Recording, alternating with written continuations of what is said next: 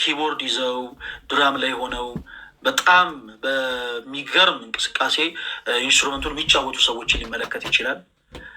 ከዛ መሬት ላይ ደግሞ የሚንከባለሉ ሰዎችን ሊመለከት ይችላል ምናምን። ከዛ ደግሞ ሰዎች እየዘለሉ የሆነ ነገር እንዲህ ሲሉ ሊመለከት ይችላል። ከዛ ውጭ ግን ህይወት ሆኖ አንዴ ላቋርጥ፣ ይቅርታ። ከዚህ በኋላ ማይክል የምትከፍተው ከሆነ አስወርዳለሁ። እሺ፣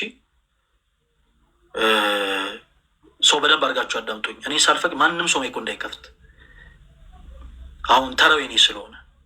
ኦኬ፣ ሰው ይሄ መስማት የማይችል ሰው ወደ ፕሮቴስታንት አዳራሾች ወደ ተለያዩ ብትወስዱት ሊመለከት የሚችል ይህን ነው። ከዚህ የተሻለ ነገር አይመለከትም። በመጽሐፍ ቅዱስ ላይ ያለ፣ በመጽሐፍ ቅዱስ ላይ የተመሰከረ፣ በመጽሐፍ ቅዱስ ላይ የተመሰረተ እውነትን በአይኖቹ ኦብዘርቭ ሊያደርግ አይችልም። ይህንኑ መስማት የማይችልን ሰው ደግሞ ወደ ኦርቶዶክስ ቤተክርስቲያን ብታመጡት ቤተክርስቲያን ስዕላዊ በሆነ ቋንቋ ወንጌልን ሰብክለታለች። በደንብ አዳምጡኝ። ቤተክርስቲያናችን ስዕላዊ በሆነ ቋንቋ ወንጌልን ሰብክለታለች። ይህንን ሰው ራሱ አምጥታችሁ መቅደስ ውስጥ ብታስገቡት መቅደስ ውስጥ ሆኖ ሰይጣናዊ ጭፈራ ሊመለከት አይችልም። መቅደስ ውስጥ ሆኖ የሚገለባበጡ አክሮባት የሚሰሩ ሰዎችን ሊመለከት አይችልም። መቅደስ ውስጥ ሆኖ የሆነ ሰው ስሪፒስ ለብሶ ሰዎችን እየነካ ሲጥል ሊመለከት አይችልም። መቅደስ ውስጥ ሆኖ ሰዎች ከጥግ እስከ ጥግ ሲሮጡ ሊመለከት አይችልም። መቅደስ ውስጥ ሆኖ ሰዎች ጣሪያ ለጣሪያ ሲንጠለጠሉ ሊመለከት አይችልም። ቤተ ክርስቲያናችን ስዕላዊ በሆነ ቋንቋ ትሰብክለታለች። ስዕላት ቋንቋዎች ናቸው። ክርስቲያኖች አንድ ነገር አስተውሉ። በመዋለ ህፃናት ገና ህፃናት የሆኑ ታዳጊዎች መሰረታዊ የሆነ ትምህርቶችን ሲማሩ ከጽሁፍም ይልቅ ከሊተራል ላንጉጅም ይልቅ ከምልክትም ቋንቋ ይልቅ ስዕላዊ በሆነ ቋንቋ የሚማሩት ለዛ ነው ተወዳጆች። ምክንያቱም በቀላሉ የሰዎችን አይምሮ ይገዛል። ህፃናት በልጅነታቸው ኤፎር አፕል የሚለውን እንዲረዱ ከኤ ፊደል አጠገብ የአፕል ስዕል ይሳላል። ስዕላዊ በሆነ ቋንቋ አያችሁ፣ በትምህርታቸው ላይ ይማራሉ። ስዕላዊ በሆነ ቋንቋ ሲፎር ካት የሚለውን እንዲረዱ ከሲ ፊደል አጠገብ የድመት ስዕል ይሳልላቸዋል። በቀለል ባለ መልኩ አይምሯቸው ላይ እንዲገባ ማለት ነው። አያችሁ፣ ህፃን እያለን ሁላችን በዛ መልክ ነው ያደግነው። ቀለል ባለ መልኩ ኤል ፎር ላየን እንደሆነ እንዲረዱ ፊደሉን አይደለም አስተማሪዎች የሚያሸማድዷቸው። በመጀመሪያ ይሄ ኤል ነው፣ ይሄ ደግሞ አይ ነው አይደለም። የመጀመሪያው እርምጃም የሆነው ከኤል ፊደል አጠገብ የአንበሳ ስዕል ይሰራል። ለልጆቻችሁ የምትገዟቸው የፊደል ገበቶችን ስትመለከቱ ኤፎር አፕል እንደሆነ ለማስረዳት ከኤ ፊደል አጠገብ የአፕል፣ ከቢፎር አጠገብ ደግሞ የኳስ፣ ከሲፎር አጠገብ ደግሞ የድመት፣ ከዲፎር አጠገብ ደግሞ የውሻ፣ እነዚህ ስዕላቶች ይሰራሉ። ለምን?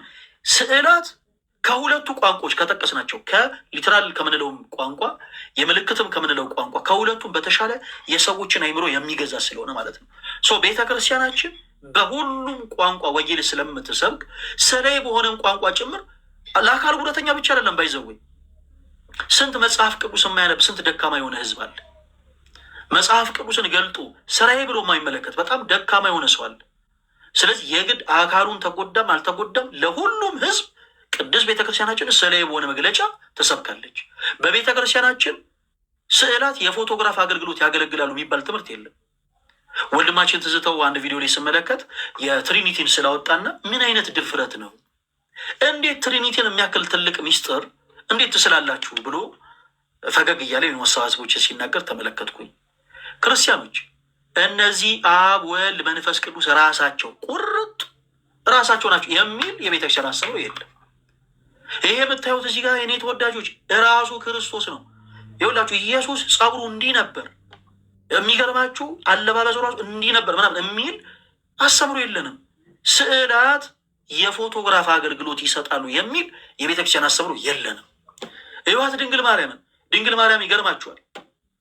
ያው ስትወልድ በጣም የሚገርማችሁ መልኳ ልክ እንደዚህ ነበር፣ ጸጉሯ እንደዚህ ነበር።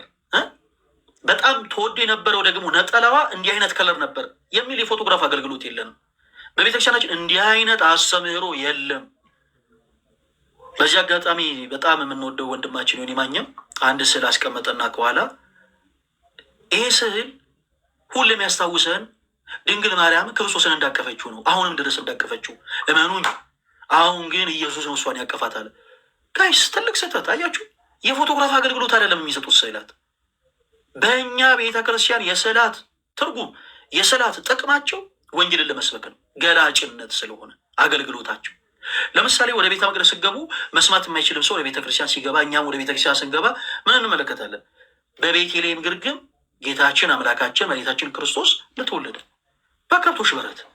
በመጽሐፍ ቅዱስ ላይ የተቀመጠው ሀሳብ ራሱ እዛ ስል ላይ ይቀመጣል። ገላጭ ስለሆነ ክርስቲያኖች ከስሉ ላይ ይጻፍበታል። ጌታችን ኢየሱስ ክርስቶስ በቤተልሔም ግርግም በከብቶች በረት እንደተወለደ አያችሁ። በመጽሐፍ ቅዱስ ላይ የተጻፈውን ሀሳብ ገላጭ በሆነ መልኩ ስዕላዊ በሆነ መልኩ ቤተ ክርስቲያን ሰበከች እንጂ ኤግዛክት ክርስቶስ ሲወለድ ይገርማችኋል፣ የተወለደበት በረት እንዲህ ነበር የሚመስለው እያለች አይደለም። በራእይ መጽሐፍ ላይ የተጻፈው ሚካኤልና መላእክቱ ዘንዶን ተዋጉት ይላል። አንዳንድ ፕሮቴስታንት አገልግሎች ይደንቀኛል። ኦርቶዶክስ ቤተክርስቲያን ዘንዶ እንዴት ይሳላል? ዘንዶን አትሳል፣ ዘንዶ እንረግጥልሃለን ምናምን ይላሉ። በሞቲቭ እንረዳቸዋለን፣ የሚናገሩበት ሞቲቭ እንረድባቸዋል። ይህ ፍቅር ነው፣ ጥላቻ ኖሮ አይደለም። ግን ኦርቶዶክስ ቤተክርስቲያን ዘንዶን የምትስለው ዘንዶን ልሰብክን አይደለም። የዘንዶ ስም እኮ በመጽሐፍ ቅዱስ ላይ ተጽፏል። ዘንዶን ሚካኤልና መላእክቱ ተዋጉት፣ ከዛ አልቻላቸው። ሚካኤልና መላእክቱ ዘንዶን ምን አሉት? አሸነፉት ይላል። ሚካኤልና መላእክቱ ዘንዶን እንዳሸነፉት የሚናገረውን የመጽሐፍ ቅዱስ ክፍል ቅዱስ ቤተክርስቲያናችን ስዕላዊ በሆነ ገላጭነት ታስቀምጠዋለች። ስዕላዊ በሆነ ገላጭነት መጽሐፍ ቅዱስ ላይ የዘንዶ ስም የተጻፈው እንድናመልከው አይደለም፣ እንደተሸነፈ እናውቅ ዘንድ ነው። በቤተ ክርስቲያናችንም የቅዱሳት ስዕላት መካከል ሚካኤልና መላእክቱ ዘንዶን እንዳሸነፉት ተብሎ በተጻፈው ስዕል ስር ያ ስዕል የሚቀመጠው ዘንዶን እንድናመልክ አይደለም፣ ገላጭ ስለሆነ በመጽሐፍ ቅዱስ የተጻፈውን ራሱን በቤተ ክርስቲያናችን ለወንጌል ስብከት አገልግሎት ትጠቀምበታለች።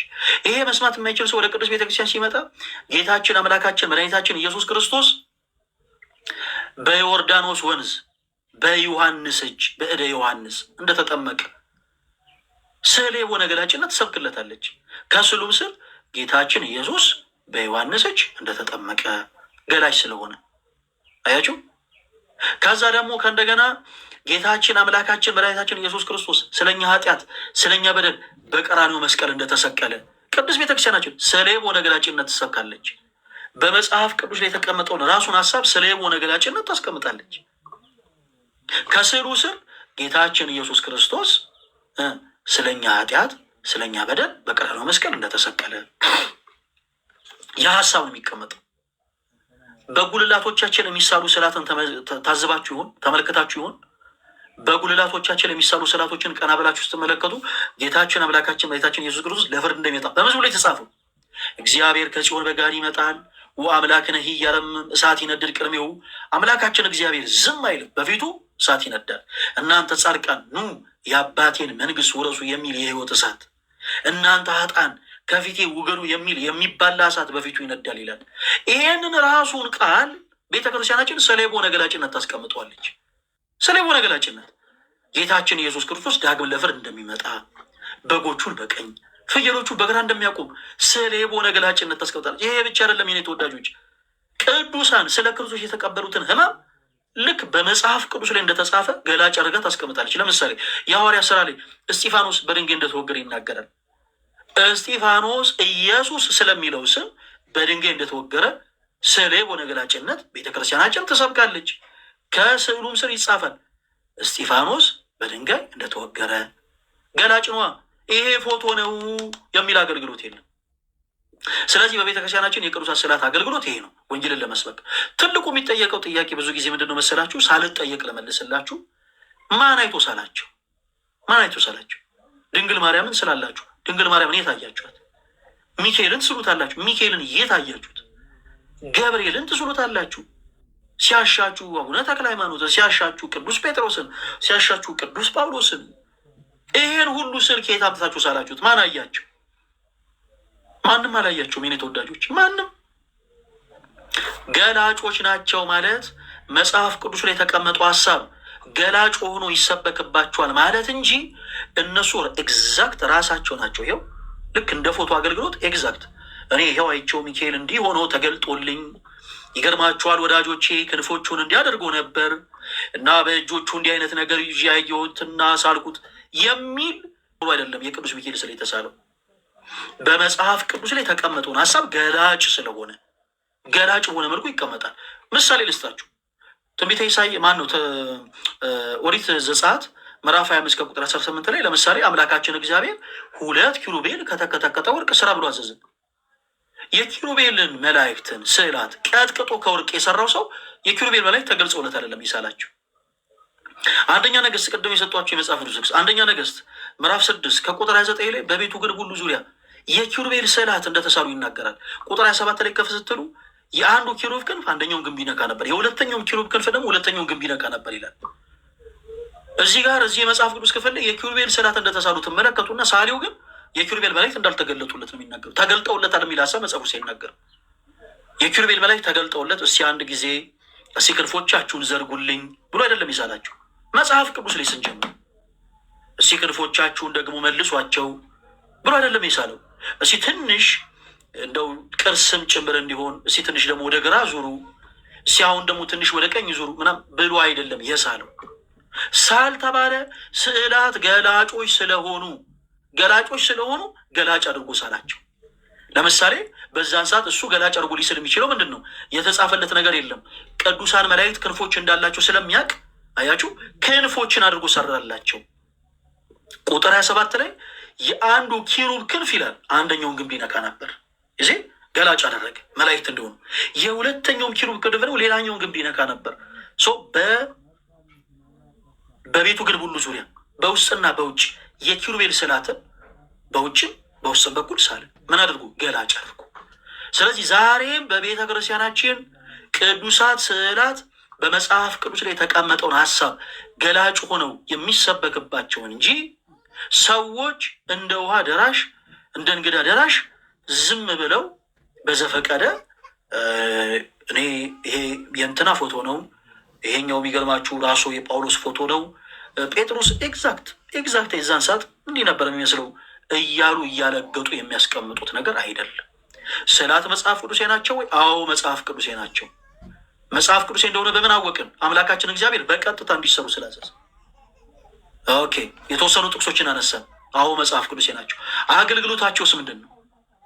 እግዚአብሔር አምላክን ረስተን እነሱን እንድናመልክ እንድንገዛ ነው የተሰሩት? አይደለም። ይልቁኑ በመጽሐፍ ቅዱስ ላይ የተቀመጡትን ሀሳቦች በወንጌል ላይ ያሉትን እያንዳንዱን ክፍሎች በአጠቃላይ ገላጭ በሆነ መልኩ እንዲቀመጡ ነው። ቅዱሳት ስዕላት ገላጮች ናቸው።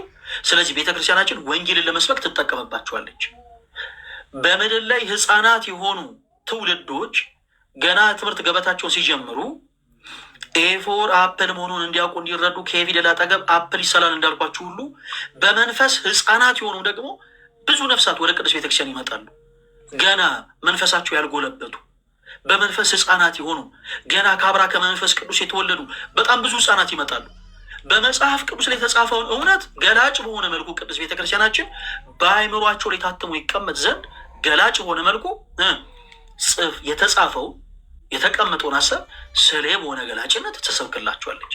ለእነሱ ብቻ አይደለም፣ አካል ጉዳተኛም የሆኑ ሰዎች መስማት ብቻ ማይችሉ እንደው ማየት የሚችሉ ማዳመጥ የማይችሉ መናገር የማይችሉ የተለያየ አይነት አካል ጉዳት የደረሰባቸው ሰዎች ሲመጡ ኦብዘርቭ በማድረግ ብቻ ነገሮችን በመመልከት ብቻ ይረዱ ዘንድ በመጽሐፉ ላይ የተቀመጠው ነው። ጳውሎስ ስለ ክርስቶስ አንገቱን እንደተቀላ፣ ጴጥሮስ ስለ ክርስቶስ ተዘግዝቆ እንደተሰቀለ፣ ቶማስ ስለ ክርስቶስ ቆዳው እንደተገፈፈ ቤተ ክርስቲያናችን ስለ የሆነ ገላጭነት ትሰብካለች ማለት ነው። ስለዚህ የስዕላት ጥቅማቸው አገልግሎታቸው ይሄ ብቻ ነው። ስዕላት መጽሐፍ ቅዱሴ ናቸው ይሰራሉ። ከዚህ በኋላ ፕሮቴስታንት የሆናችሁ እህቶች ወንድሞችም እንዳትበታለሉ። ስዕላት መጽሐፍ ቅዱሴ ናቸው። በየትኛውም ጥቅስ ከዘፍጥረት እስከ ዮሐንስ ራዕይ የትኛውም ፕሮቴስታንት ስዕላት መጽሐፍ ቅዱሴ አይደሉም ብሎ አንድ የመጽሐፍ ቅዱስ ጥቅስ መስጠት አይችልም። አንድ በመጽሐፍ ቅዱስ ላይ ልናገኝ የምንችለው እውነት ስዕላት መጽሐፍ ቅዱሴ እንደሆኑ መጽሐፍ ቅዱሴ ናቸው። መልካም። በዚህ ሀሳብ ላይ አሁን በስዕላት ላይ ብቻ የምታነሱት ጥያቄ አለ? ሰብለ እድል ስጣችሁ፣ ቶሎ በሉ ወደ ስግደት ከመግባታችን በፊት። እሺ ወንድሜ አመሰግናለሁ። የስዕላትን ቅድም በገለጽክበት መንገድ ለማስተማር ልዩነት የለኝም። በእኛ በፕሮቴስታንት ቤት ውስጥም እንጠቀማቸዋለን። ስዕላትን ህፃናትን ለማስተማር ማየት ብቻ ለሚችሉ ሰዎች ደግሞ ለማስተማር ችግር የለብኝም ስለሱ። ነገር ግን ቅድም አንተ በገለጽካቸው ወይም ደግሞ በጠቀስካቸው ጥቅሶች ላይ የታዘዙት ስዕሎች እንዲቀረጹ የተደረጉት ኪሩቤቹ በታቦቱ ላይ እና በዛ ቦታ ላይ እንዲቀረጽ ያዘዘው እግዚአብሔር ነው። ስለዚህ እሱን አልቃወምም። ምንድን ነው በኦርቶዶክስ ቤተክርስቲያን ውስጥ ተቀርጸውና ተስለው ያሉት በመጽሐፍ ቅዱስ ውስጥ አድርጎ የተባሉት እነዛ ምስሎች ናቸው ወይ ነው ወይስ እነዚህን ቅረጽ ተብሏልና ሌሎቹን መባላቸው አይቀርም ነው ማለት? እግዚአብሔር ያዘዘው በታቦቱ ላይ እንዲቀመጥ የታዘዘ አለ። ግን ምንድን ነው የሚለው ዘዳግም ምዕራፍ 4:15 ላይ መልክ ከቶ አላያችሁም እና አትሳቱ ነው ያለው። መልክ የሚባል ነገር አላያችሁም። ስለዚህ የተቀረጸ ምስል መከልከል የጀመረው ከዘዳግም ጀምሮ ነው እግዚአብሔር ማለት ነው። አንደኛ እሱ ነው። ሌላው ነገር ምንድን ነው ፈለገ፣ በፕሮቴስታንት ቤት ውስጥ የተቀመጠው መስቀል የተቀመጠው ማንኛውም ምስል ግን ሊታጠንለትም ሊመለክም ወይም የተለየ አክብሮት ሊሰጠው አይችልም። በዛ ቤት ውስጥ የሚመለከው እግዚአብሔር ብቻ ነው። ግን አንተ በዚህ ፕላትፎርም ላይ ብዙ ጊዜ ነው መከታተል፣ ከታችም ሆኜ በጣም ስከታተል ያንተ ፕሮግራም ይመስለኛል ማዳን ብቻ አይደለም፣ ማዳን ላይ ያተኮረ አይደለም፣ ንጽጽር ላይ ያተኮረ ነው። አሁን ቅድም እኛ ቤት ገብተህ ጭፈራውን ምናምን ለማሳየት ሞክራል። ይሄ ወንጌል አይደለም ፈለገ። መናገር ያለብህ ቀጥታ የሆነው ወንጌል ስትናገር ሰው ያመዛዝናል። ያለውበት ህይወት ይሄ ነው እንዴ? ኖ ትክክል አይደለም። ያለውበት ኑሮ ይሄ ነው እንዴ? አይደለም። ስለዚህ ራሴን ማየት አለብኝ፣ ባይብል ማንበብ አለብኝ፣ ወደኋላ መመለስ አለብኝ ብለው ሰዎች ይህንን ኢሜጅ ነው በውስጣቸው መሳል ያለብህ እንጂ ቢያንስ ከምታነሳቸው ከ20 እና ከ30 ደቂቃዎች መካከል ውስጥ 1500 ጊዜ ፕሮቴስታንትን ታነሳለህ። ይሄ ጥሩ አይደለም። ምክንያቱም ሰው ወንጌልን አይቶ እንዲከተል አይሻልም? ይሰማል። እሺ እየሰማሁ ነው። እሺ ፈለገ ላቁም። ጥያቄን አልጨረስኩም። ጨርስና እገባለሁ። አረኑ እንደዚህ አይነት ጉዳዮችን መጨረስም የለብህም። አሁን ምን አለ መሰለህ ተወዳጅ ወንድማችን፣ እኔ አያም ኦርቶዶክስ ክርስቲያን አምናት ፕሮቴስታንት ሰው እንደ ፕሮቴስታንት አይነት አመለካከት እንዲኖረኝ አጠብቁ። ፕሮቴስታንት የሆናቸው ሰዎች ከመጽሐፍ ቅዱስ ውጪ ነው ብዬ ማምነውን ነገር በአጠቃላይ በነገራችን ላይ መናገር ይችላሉ። ለምሳሌ ሰዎች አርሴማ ጣዖታት ነው ይላሉ። ለምን ጣዖት ናት ትላላችሁ ምናምን ብዬ አይደለም ምን የምገባው። ምስኪን የሆነ ኦርቶዶክስ ሰው ለምሳሌ እንዴት እንደዚህ ትላላችሁ ሊል ይችላል።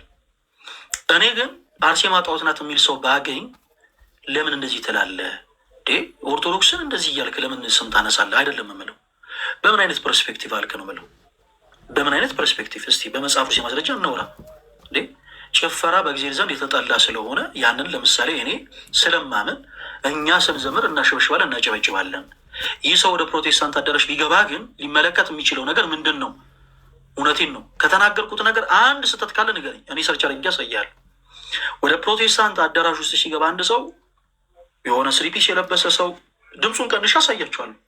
ድምፁን እንተውና ልክ እኛም መስማት የማንችል ሆነ ፕሮቴስታንት አዳራሽ ስንገባ ምን መመለከት እንችላለን የሚለውን ማሳየት ይችላሉ።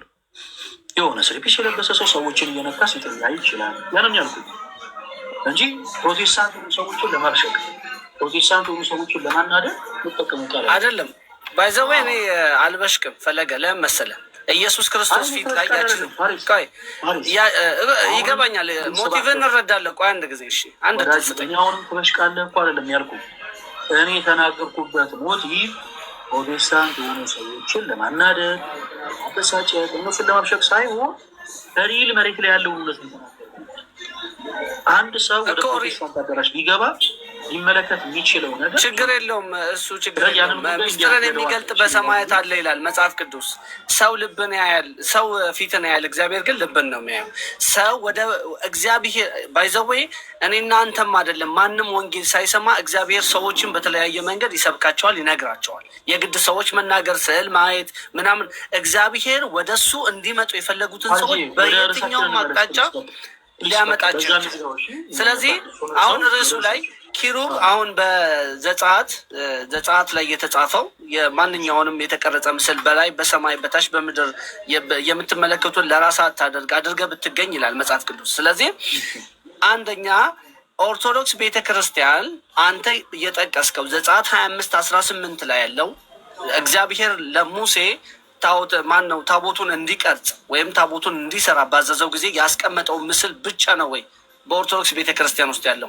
ሌሎቹ ከየት መጡ? እሺ ኪሩብ አለ አንደኛውን እና አንደኛውን ማዕዘን የሚነካ ፋሪስ ነገር ምንድን ነው መሰለህ?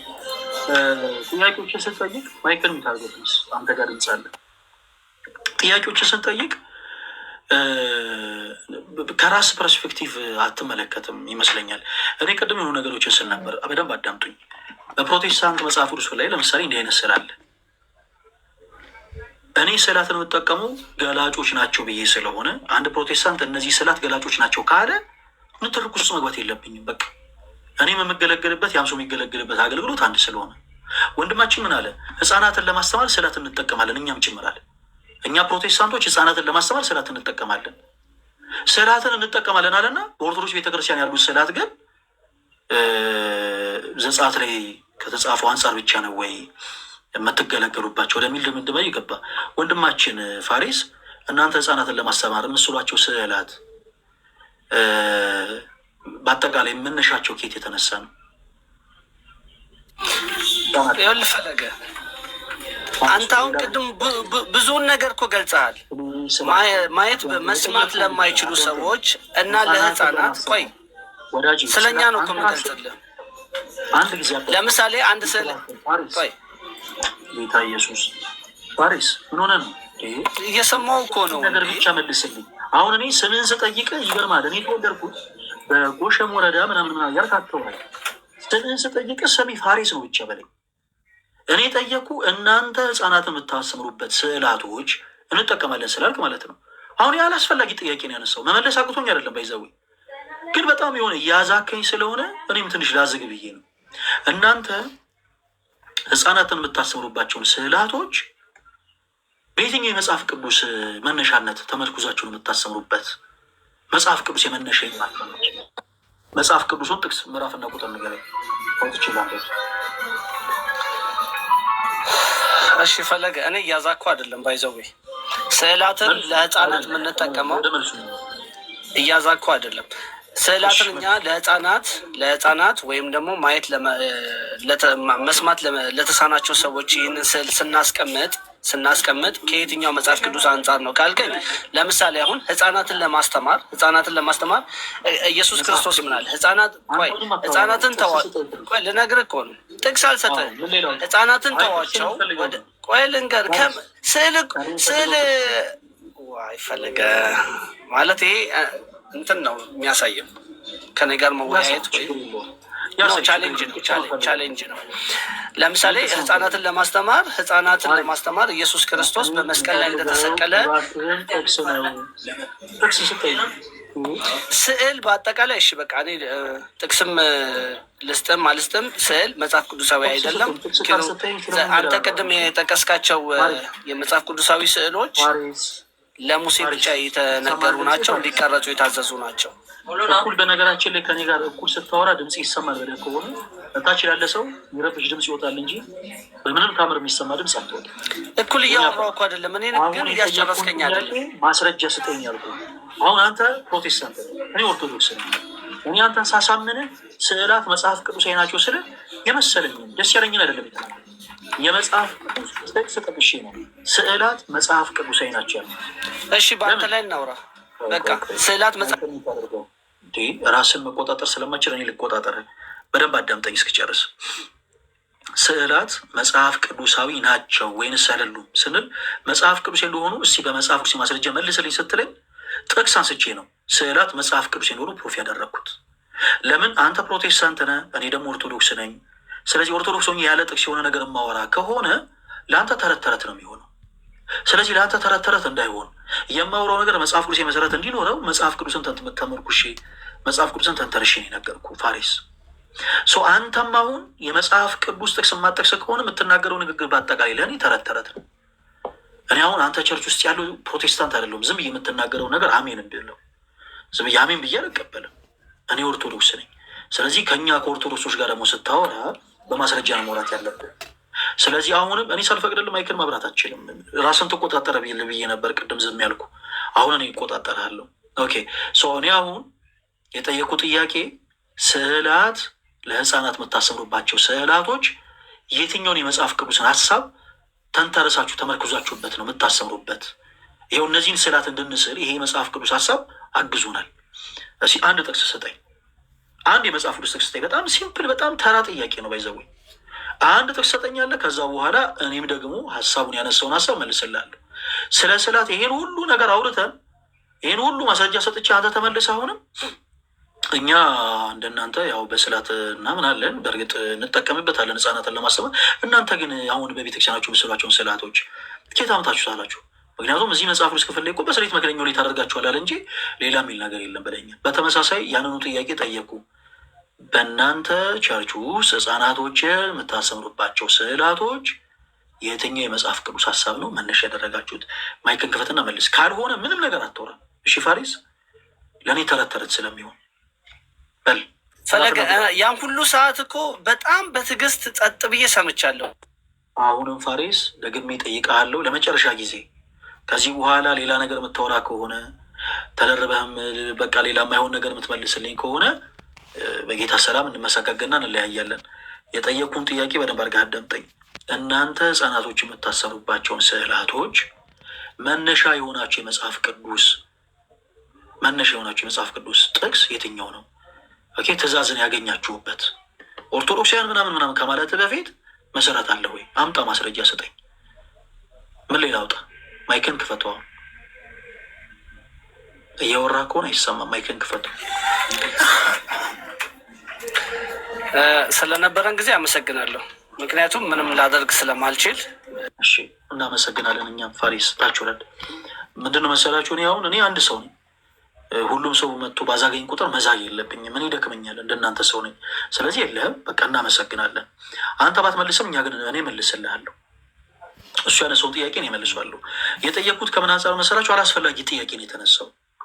ኦኬ፣ ቅድም እንዳልኳችሁ አንድ ሲጋራ የሚያጨስ ሰው ሌላውን ሲጋራ አታጭስ ማለት ሞራል የለውም። እንደዚህ ማለት ሞራል የለውም። ሞራሉ የሚኖረው እሱ ከሲጋራ ከማጨስ የተቆጠበ ከሆነ ነው።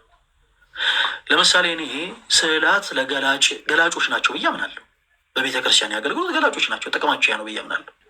ስለዚህ ይሄ አሁን የፕሮቴስታንት መጽሐፍ ነው።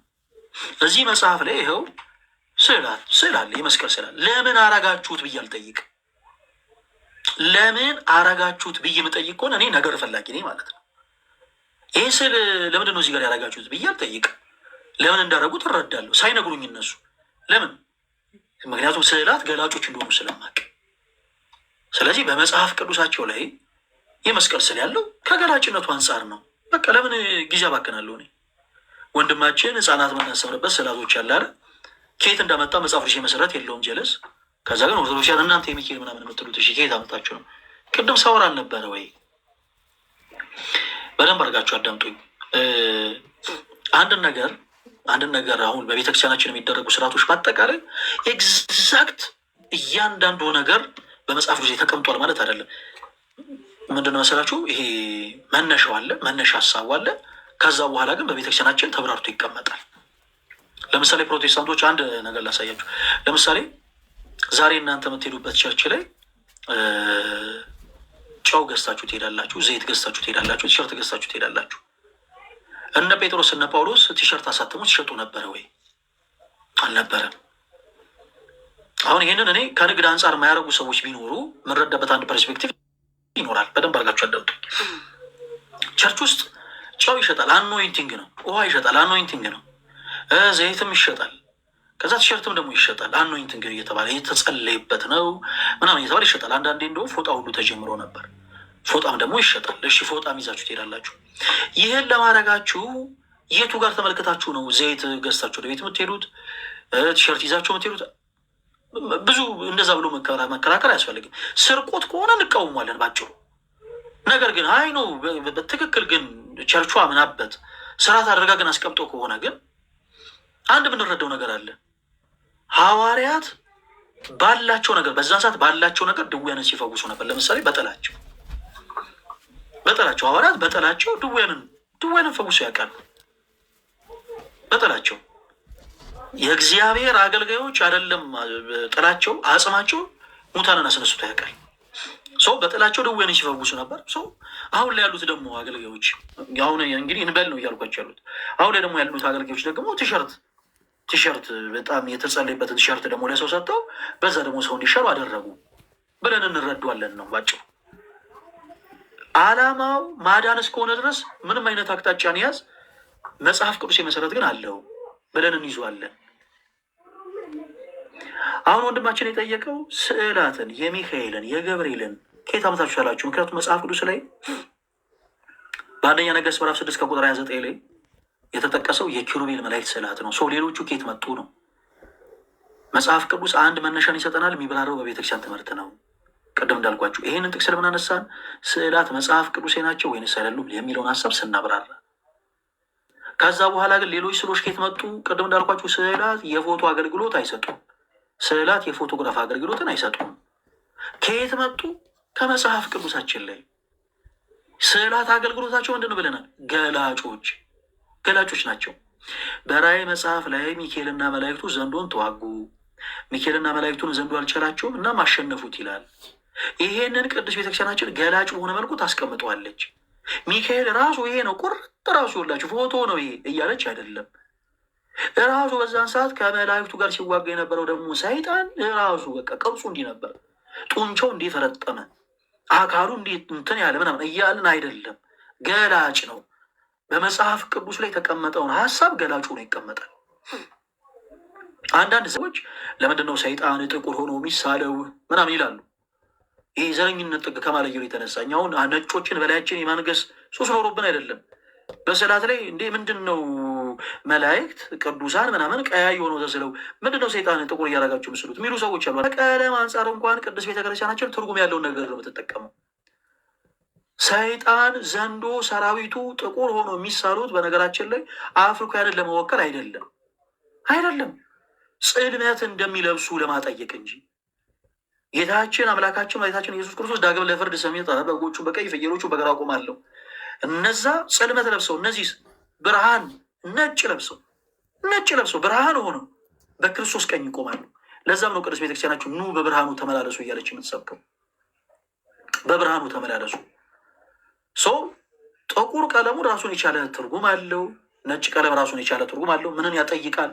በብርሃን መመላለስን እንጂ አሜሪካውያንን አውሮፓውያንን ያጠይቃል የሚል ትምህርት የላትም ቤተክርስቲያን። አንዳንድ ነገር የሚላቸው ሰዎች እንደዚህ ይረዱታል። በቤተክርስቲያናችን ጥቁር የሚሆኑ አፍሪካውያንን ኢትዮጵያ፣ በተለይ ሱዳን፣ በተለይ ሳውዝ አፍሪካ፣ ናይጄሪያን፣ ጋናን፣ ኮንጎ ብራዛቪልን ምናምን አናታቸውን ለማለት ነው ምናምን አይደለም ጋይስ፣ አይደለም። ጽልመት መልበሱን ለማጠየቅ ነው። ጽልመት ደግሞ ወደዳችሁም ጠላችሁም ቀለሙ ጥቁር ነው። አፍሪካን ለማጠየቅ ግን የተቀመጠ ነገር አይደለም። ስለዚህ እነዛ ስርዓት መነሻቸው ከየት ይሆናል ማለት ነው? ከመጽሐፍ ቅዱስ። የሐዋርያት ሥራ ላይ ጴጥሮስ እንደተሰየፈ ቅዱስ ቤተክርስቲያናችን ገላጭ በሆነ መልኩ ስዕላዊ አድርጋ ታስቀምጣለች። ስዕላዊ ሆኖ ይቀመጣል። ስዕላዊ በሆነ ገላጭነት ያስል ሲቀመጥ ማን አይቶሳለ? በዛን ሰዓት ጳውሎስ ሲሰየፍ ሰይፍ አንገት ላይ ተደርጎለት ወደ 20 ደቂቃ ያክል ሴፉን እንደዚህ አድርገው ምናምን ተስሎ ነው አይደለም። በመጽሐፍ ቅዱስ ላይ የተቀመጠውን ሀሳብ ገላጭ አድርጋ ቤተክርስቲያን ታሰምርበታለች። ገላጭ አድርጋ አያችሁ። በእኛ ቤተክርስቲያን ድራማ የለም። ያለውን እውነት በመጽሐፍ ቅዱስ የተቀመጠውን እውነት ያለውን ሀቅ ገላጭ የሆነ መልኩ ታስቀምጣለች ቤተክርስቲያናችን። ጳውሎስ ስለ ክርስቶስ እንደተሰየፈ፣ እስጢፋኖስ ስለ ክርስቶስ በድንጋይ እንደተወገረ፣ ጴጥሮስ ስለ ክርስቶስ ተዘግዝቆ እንደተሰቀለ፣ ቅዱሳን በአጠቃላይ ስለ ክርስቶስ የተቀበሉትን ሕማም ቤተክርስቲያናችን ገላጭ የሆነ መልኩ ታስቀምጣለች። ማርያም ዘነይን ባለሽቷ ማርያም ወደ ክርስቶስ እግር ስር ተደፍታ እንዳለቀሰች ቤተክርስቲያናችን ገላጭ የሆነ መልኩ ታስቀምጣለች። በመጽሐፍ ቅዱስ ላይ የተቀመጠውን ሀሳብ ባለሽቷ ማርያም ወደ ክርስቶስ ዘንድ ቀረበች፣ በእግሮቹ ስር ተደፋች፣ ስቅስቅ ብላ አለቀሰች።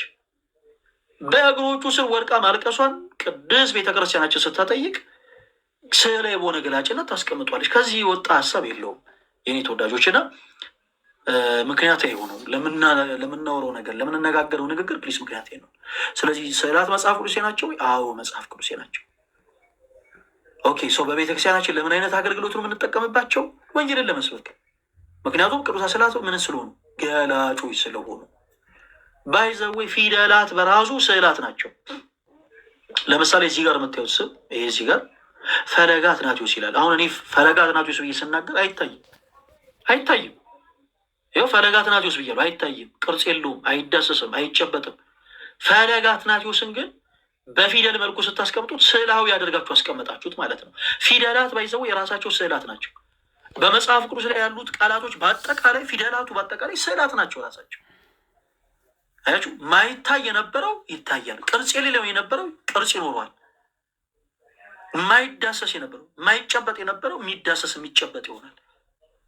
የነበረው አሁን እኔ ጠርቼ የነበረው ቃል ተጽፎ አያችሁት ማለት ነው። አያችሁ፣ ፈለገ አትናቴዎስ ስል አታዩትም፣ የሚታይ አልነበረም። ተጽፎ ግን በፊደል ሲቀመጥ ግን ይኸው አያችሁት። በመጽሐፍ ቅዱስ ላይ ያለውንም ሀሳብ ጴጥሮስ በሰይፍ እንደተሰየፈ መጽሐፍ ቅዱስ ይነግረናል። በዓይናችን ግን አላየነውም። ቤተ ክርስቲያን ገላጭ በሆነ መልኩ አስቀምጣ በዓይናችን እንድናይ ታደርገናለች። አገልግሎቱ ወንጌልን መስበክ ስለሆነ ሌላ ዓላማ ምንም የለውም። ቅድም እንዳልኳችሁ አንድ መስማት የማይችል ሰው ወደ ፕሮቴስታንት አዳራሽ ብትወስዱትና ወደ ኦርቶዶክስ ቤተክርስቲያን ብትወስዱት የት ነው ወንጌል ሊሰበክለት የሚችለው? ኦርቶዶክስ ቤተክርስቲያን ውስጥ። ምክንያቱም ፕሮቴስታንት አዳራሽ ውስጥ ገብቶ ኦብዘርቭ ሊያደርግ የሚችላቸው ነገሮች በአጠቃላይ ምድራዊ ስለሆኑ ሰዎች ለምሳሌ ጣሪያ ለጣሪያ ሊዘሉ ይችላሉ። ደስ ብሏቸው ነው እነሱ ይህን ምስክርነት እየሰጡ ምናምን። ከዛ ደግሞ ሊጨፍሩ ይችላሉ። ቅድም ብን ያለ ወላይተኛ ሲጨፍሩ ሊያ ይችላል። ቅድም ብን ያለ ደግሞ ሌላ የጎንደረኛ ወይ ጎጀመኛ እስክስታ ሲጨፍሩ ሊመለከት ይችላል።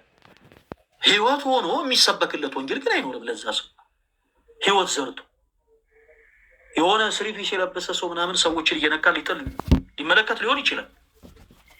ነገር ግን ያ ሰው የሚረዳ የመጽሐፍ ቅዱስ አንድ ማሰብ አይኖርም። ይህንን ሰው ራሱ ደግሞ ወስዳችሁ ኦርቶዶክስ ቤተክርስቲያን ብታስገቡት ቅዱስ ቤተክርስቲያናችን ስዕላዊ በሆነ ገላጭነት ወንጌል ይሰብክለታለች።